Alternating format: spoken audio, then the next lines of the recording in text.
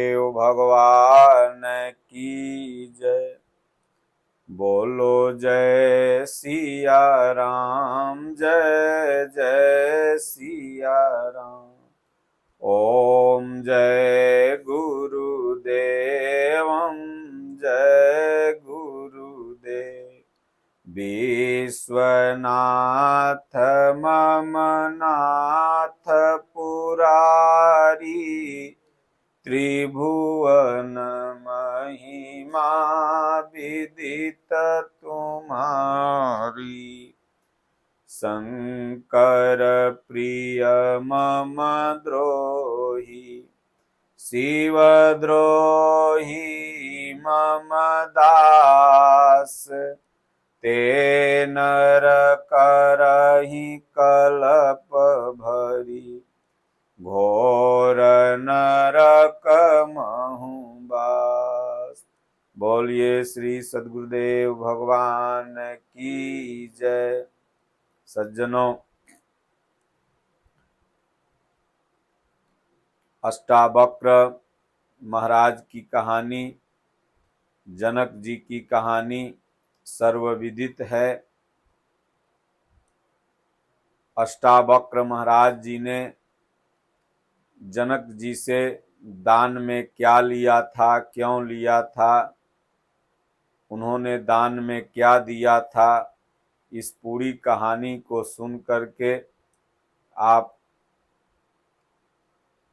साधना में प्रेरणा ले सकते हैं। अष्टावक्र महाराज जी एक अच्छे महापुरुष थे। कहानी इस तरह है कि राजा जनक जी ने एक स्वप्न देखा कि मैं भीख मांग रहा हूं। भला बताइए, कोई बहुत बड़ा राजा हो, उद्योगपति हो, धनाढ्य हो, जो बहुत मान सम्मान से अपना जीवन बिता रहा है, अब वह यह देख ले कि मैं भीख मांग रहा हूं, कल के डेट में हमें दरवाजे दरवाजे घूमना होगा, तो उसे भय, निराशा तो होगा ही होगा, और उसका वह निदान भी चाहेगा। जनक जी बहुत धनवान थे। जैसे मान लीजिए आज कोई बहुत बड़ा अरबपति हो, टॉप 10 का क्लास का आदमी हो, धनाढ्य में चार्टेड प्लेन से चल रहा हो, और वह देखे कि मैं कल से भीख मांग रहा हूं, तो उस स्वप्न का अर्थ तो जानना अवश्य चाहेगा कि भाई ऐसा कैसे हो सकता है, जिसके सुरक्षा व्यवस्था में करोड़ों अरबों खर्च हो रहे हैं, तमाम व्यवस्थाएं बनी हैं, तो वह अगर देखे कि मैं भीख मांग रहा हूं तो निराशा तो छाएगी ही छाएगी।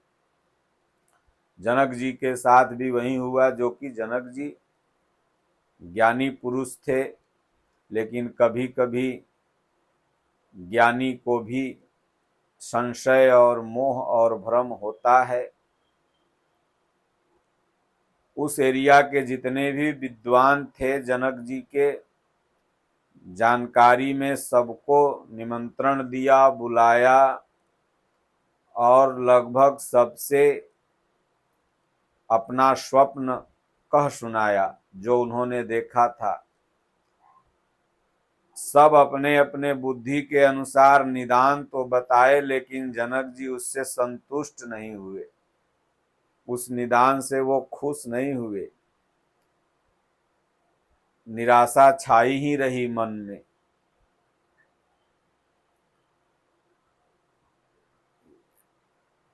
तब उन्हें गुस्सा आया, बोले जितने विद्वान हैं केवल जी खा रहे हैं, ये लोग संतुष्टि नहीं दे पा रहे हैं, सबको जेल में डालो। हमारे प्रश्न का ये लोग उत्तर नहीं दे पाए, इन सबको जेल में डालो। सबको जेल में डाल दिए। किसी ने अष्टावक्र के पिता के बारे में बताया कि एक अच्छे विद्वान हैं, आपके प्रश्न का जो संशय का, इस स्वप्न का वो समाधान कर सकते हैं। अब वही बचे हैं, अगर वो नहीं किए तो फिर कोई नहीं कर सकता।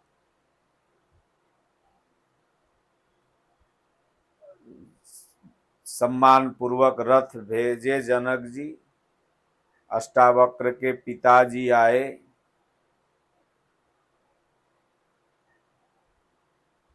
जो कुछ वो जानते थे बताया, लेकिन जनक जी को संतुष्टि नहीं हुई।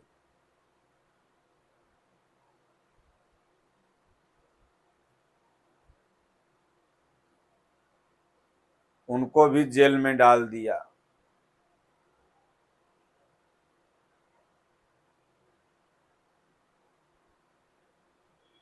फिर अष्टावक्र महाराज के बारे में किसी ने बताया, वो ज्ञानी हैं, वो बता सकते हैं।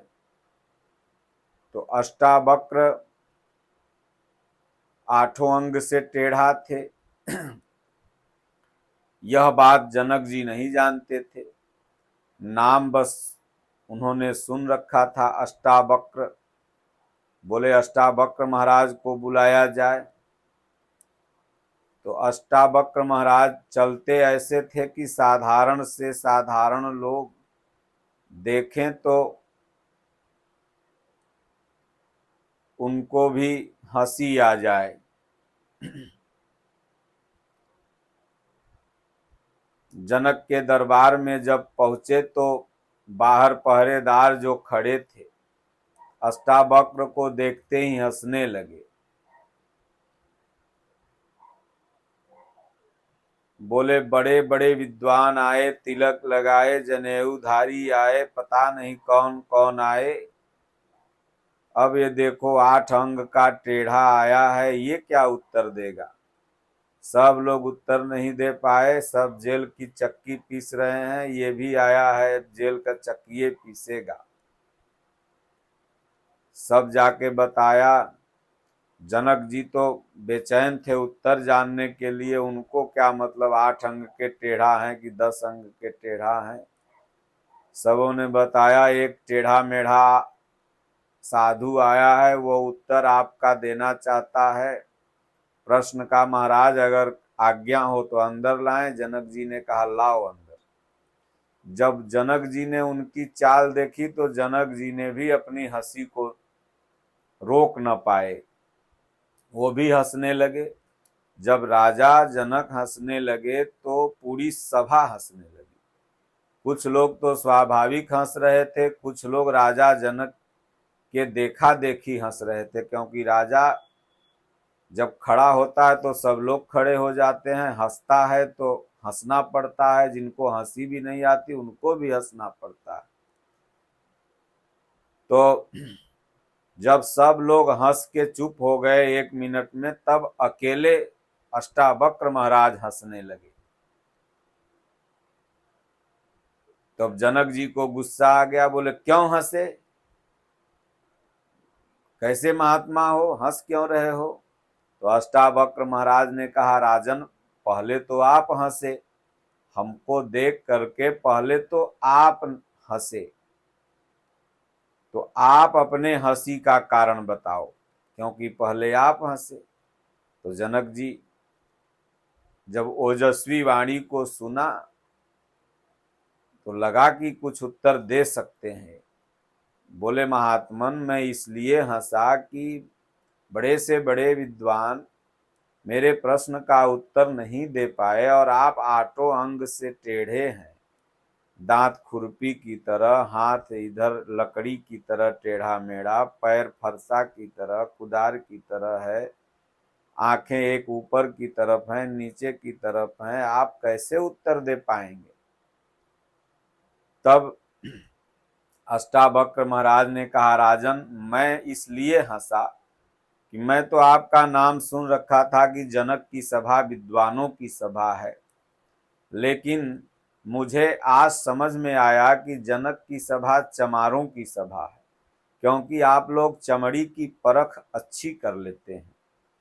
मेरे आंख ऊपर नीचे हो सकते हैं, दांत बे आकार के हो सकते हैं, कान सूप के आकार के हो सकते हैं, हाथ लकड़ी की तरह टेढ़ा मेढ़ा हो सकता है, पैर कुदार फरसा की तरह हो सकता है, लेकिन मेरे आत्मा का तो कोई आकार नहीं। मेरी आत्मा तो जो आप में है वही मेरे में है, जो भगवान आप में निवास कर रहा है वही मेरे अंदर भी निवास कर रहा है। पुरुष नपुंसक नारी वा जीव चराचर को, सब जीवों में तो वही नारायण निवास कर रहे हैं। तो आप तो चमड़ी देख करके पहचान रहे हैं। मनुष्य की कीमत चमड़ी से नहीं ज्ञान से होती है। इसलिए महाराज आपकी सभा जो है ना, चमारों की सभा, क्योंकि चतुराई चूल्हे पड़ी, घूरे पड़ा अचार, तुलसी राम भजन बिना चारों बरण चमार। इसलिए आप चमार की सभा में, जहां जनक जी ने इतनी ओजस्वी और ज्ञानमयी वाणी अष्टावक्र महाराज के मुख से सुनी, उन्हें विश्वास हो गया कि ये महात्मा हमारे प्रश्न का उत्तर दे सकते हैं। तुरंत आसन से खड़े हो गए, चरणों में प्रणाम किया। अभी तक तो राजा बने बैठे थे, उसके बाद सिंहासन पर बैठाया, बगल में संतों का जहां आसन रहता था राज दरबार में वहां बैठाया। उसके बाद बोले भगवान आज्ञा हो तो मैं बैठूं, क्योंकि उन्होंने पहचान लिया। और उसके बाद तब जनक ने कहा, महात्मा जी अगर आदेश हो तो मैं अपना संशय और प्रश्न सुनाऊं। अष्टावक्र ने कहा, महाराज सुनाएं, आदेश है। अष्टावक्र महाराज ने जब ऐसा कहा तो जनक जी ने कहा, भगवान मैंने 1 सप्ताह पूर्व एक स्वप्न देखा था कि मैं भी छाटन कर रहा हूं, और मुझे बड़ा शोक हो गया वह स्वप्न देखकर, क्योंकि मैं राजा हूं, और राजा अगर इस दुर्गति पर पहुंच जाए कि उसे भीख मांगनी पड़े तो इससे बड़ा शोक का क्या बात। बस यही मेरे शोक का कारण है और मैं इसका उत्तर जानना चाहता हूं। अष्टावक्र महाराज हंसे और बोले, बस इतना सा ही आपका प्रश्न है? लेकिन राजन, हमारे यहाँ नियम है कि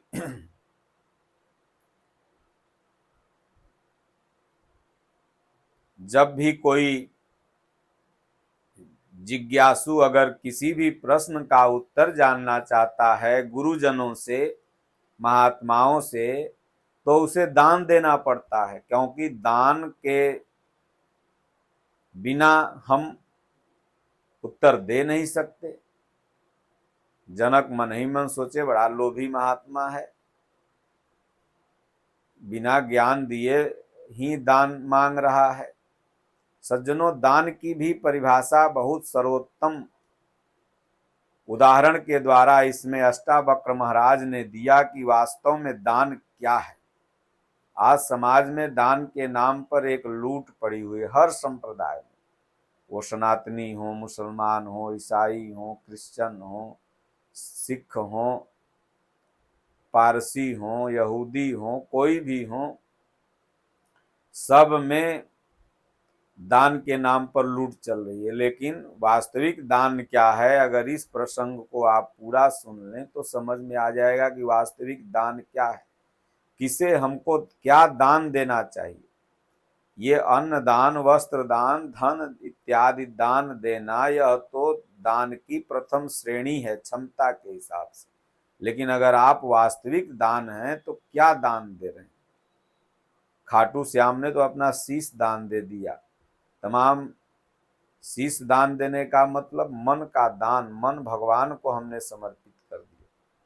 तो अष्टावक्र महाराज की जब यह वाणी सुने जनक जी, तो उन्होंने कहा, ठीक है, आपको मैं 1000 गाय देता हूं, आप मेरे प्रश्न का उत्तर अगर दे देते हैं तो। अष्टावक्र ने कहा, नहीं राजन, कोई अपनी चीज आप हमें दान दो। तो मंत्रियों ने कहा, अरे यहाँ के राजा हैं, सब कुछ इन्हीं का है। तब उन्होंने कहा, अच्छा गाय आप नहीं लोगे तो आधा सिंहासन मैं आपको दे देता हूं। अगर आपने प्रश्न का उत्तर दिया तो आधा सिंहासन पर आज से आप बैठोगे, आधा पर मैं बैठूंगा। बोले, राजन यह सिंहासन भी आपका नहीं, आप मुझे कोई अपनी चीज दान दो। सबों ने कहा, अरे भाई राजा हैं, इन्हीं का है, पागल हो गए हो, दे रहे हैं ले लो, जीवन किस्मत बदल जाएगी, नहीं तो जेल का चक्की खाना पड़ेगा महात्मा जी, हवा खाना पड़ेगा। अष्टावक्र ने कहा, नहीं राजन, ये आपका नहीं है, इसके पहले इस गद्दी का कौन मालिक था? आप लोग जो जमीन जायदाद घर द्वार कहते हैं मेरा है मेरा है, कहाँ तुम्हारा है? इसके पहले तो दादा का था, परदादा का, छरदादा का था, आज तुम्हारा हो गया, कल तुम्हारे बेटवा का हो जाएगा, परसों उसके बेटवा का हो जाएगा, तुम्हारा है कहाँ? बोले, जनक ये तुम्हारा नहीं है, इसके बहुत से दावेदार हो चुके हैं और आने वाले में होंगे, तुम कोई अपनी चीज दो। तब जनक समझ गए कि ये महापुरुष हैं, इन्होंने तो धन की इच्छा नहीं की, ये कुछ मांग रहे हैं और मैं समझ नहीं पा रहा हूं क्या दूं। बोले, भगवान आप ही बता दो, मेरी बुद्धि इतनी समझ में नहीं आ रही है कि मैं आपको क्या दूं। बोले, राजन अपना मन दान दे दो। वास्तविक दान क्या है? मन का दान। हम भगवान को, परमात्मा को मन ही दे, कहे तेरा तुझको अर्पण क्या लागत है मोर। यह मन जो हम लोग का इधर उधर भटका रहा है, यह मन ही भगवान को दान में देना है कि प्रभु यह मन मेरा जो है अपने श्री चरणों में ले लो। जब यह मन आप ले लोगे तभी यह मन बस में होगा, नहीं तो मन बस में नहीं हो सकता। तो जनक जी ने बोला, बड़ा सरल सौदा है भाई, सस्ता सौदा है। बोले, महाराज दे दिए। अब मन को पकड़ लिए जब, तो मन जहां रहता है वहीं शरीर रहता है। आपको अगर दिल्ली जाना है, बंबई जाना है तो पहले मन जाएगा, तो मन वहां पहुंच जाएगा, तब आप ट्रेन में बैठिएगा, सीट पर जाइएगा, फिर वहां ये कहीं भी आपको जाना है तो मन पहले जाता है। तो अष्टावक्र महाराज ने मन दान में ले लिया और ले करके वो आगे आगे चल दिए। तो जब मन को पकड़ के वो चल दिए, क्योंकि महापुरुषों में ये क्षमता होती है। पूज्य दादा गुरु महाराज के गुरु सत्संगी महाराज जी दादा गुरु महाराज का मन पकड़ लिया करते थे जब आश्रम में आते थे। तो दादा गुरु महाराज ने प्रश्न किया, गुरुवर जब आप आते हो तो मन अच्छा लगता है, आप नहीं रहते हो तो मन अच्छा नहीं लगता है। बोले, मैं तेरा मन पकड़ लेता हूँ। बोले, गुरुदेव ऐसी कृपा करें कि मन में ही ऐसी क्षमता आ जाए कि ध्यान धरे मन को बलवान बना दें कि आपका ध्यान पकड़ने लगे। तो महापुरुष मन पकड़ सकते हैं। तो मन को आगे आगे लेके चल दिए, पीछे पीछे जनक जी चल दिए, क्योंकि जहां मन रहेगा वहीं पर शरीर रहेगी। जंगल में जाके ध्यानस्थ बैठ गए दोनों लोग, एकदम ध्यान में आनंद हो गए। जो आनंद अष्टावक्र जी को मिल रहा था वही आनंद जनक जी को मिल रहा। फिर वहां यह नहीं भान है कि मैं राजा हूं या रंक हूं या गरीब हूं या अमीर हूं। वहां तो बस ध्यान अवस्था में परमात्मा का दर्शन कर रहे हैं, एकदम जैसे अष्टावक्र महाराज की चित्त वृत्ति वैसे, क्योंकि उनका भी मन भगवान में लगा हुआ है, इनका भी मन भगवान में लगा हुआ है। उसके बाद 1-2 घंटा बाद मन को उनके छोड़े और बोले, राजन जो आपने सपना देखा था वह पहला सीढ़ी का जीवन है, भीख मांगना, और जो आप अभी कर रहे हो यह राज गद्दी संभालना, यह लास्ट सीढ़ी का जीवन। यह भी एक जीवन है और यह भी एक जीवन है, एक प्रथम छोर है, एक लास्ट छोर है। लेकिन अभी जो आप मेरे साथ बैठ के कर रहे थे यह वास्तविक जीवन है, यह परमानंदमय जीवन है।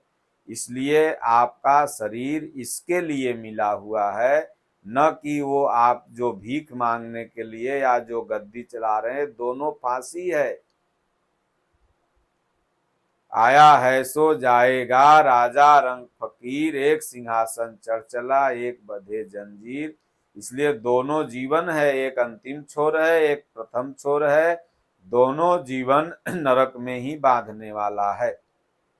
रजोगुण, तमोगुण, सतोगुण से भगवान ने कहा, अर्जुन त्रैगुण्या विषया वेदा भवार्जुन, तीनों गुण से ऊपर उठ और मेरा भजन कर। इसलिए इन दोनों जीवन से आप ऊपर उठो और भजन करो।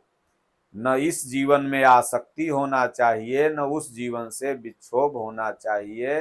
ये दोनों ही जीवन है। गरीब हंस के कटे या रो के कटती है जिंदगानी। गरीब रो के काट रहा है, अमीर हंस के काट रहा है, लेकिन दोनों का जीवन कट रहा है। इसलिए हे जनक, अब जो तुम मेरे साथ बैठ के कर रहा था यही वास्तविक जीवन है, यही परमानंद जीवन है। ऐसी ध्यान की विधि बता दी अष्टावक्र महाराज ने जनक जी को, कि जनक जी बड़े बड़े विद्वानों की सभा में जा करके बड़े बड़े प्रश्नों का हल करते थे, उत्तर देते थे। और विदेह की अवस्था, देह के रहते हुए जनक जी को विदेह की अवस्था में पहुंचा देने वाले संत अष्टावक्र महाराज थे। यूं कह लिया जाए कि जनक जी के गुरु थे अष्टावक्र महाराज। तो इसलिए सज्जनों, यह स्थिति तभी आती है जब प्रभु को आप अपना मन दान कर दीजिए।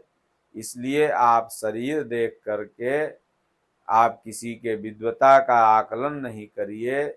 आप उसके गुण, उसके चरित्र, उसके व्यवहार पर विद्वता महापुरुषों की होती है। इसलिए तमाम महापुरुषों को लोग पागल ही समझे, लेकिन वो महापुरुष थे। इसलिए दान मन का देना है। अष्टावक्र महाराज वास्तविक दान लेने वाले थे और जनक जी ने वास्तविक दान दिया। बोलिए श्री सद्गुरुदेव भगवान की जय।